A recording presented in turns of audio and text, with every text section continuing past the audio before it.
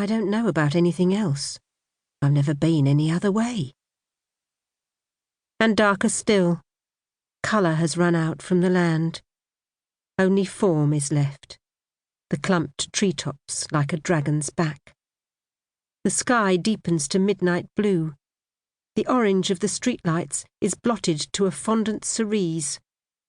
In pastureland, the pylons lift their skirts in a ferrous gavotte. Chapter 2. Colette put her head round the dressing-room door. "All right," she said. "It's a full house."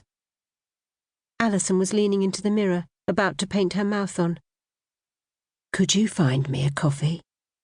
"Or a gin and tonic?" "Yes, go on then."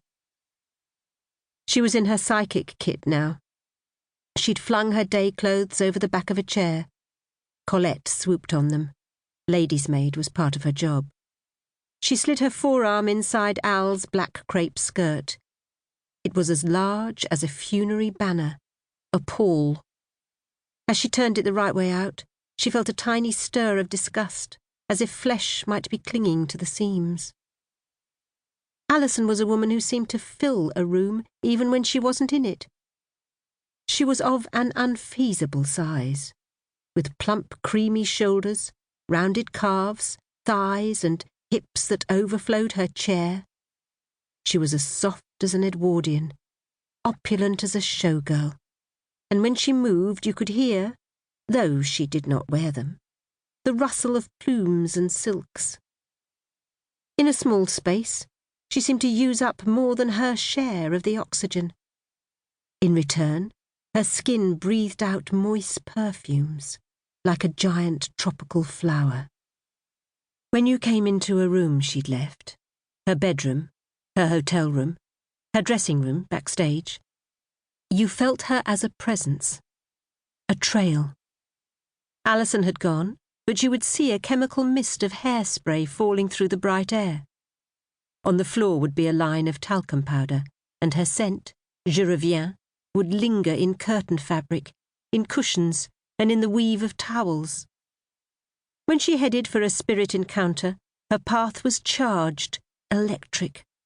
And when her body was out on stage, her face, cheeks glowing, eyes alight, seemed to float still in the dressing-room mirror. In the centre of the room, Colette stooped, picked up Al's shoes. For a moment she disappeared from her own view.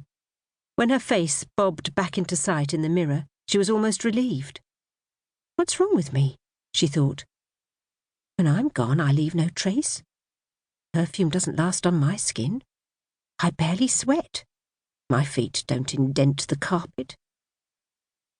"It's true," Alison said.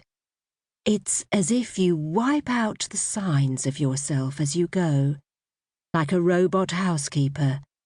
You polish your own fingerprints away." "Don't be silly," Colette said, "and don't read my private thoughts." She shook the black skirt as if shaking Alison.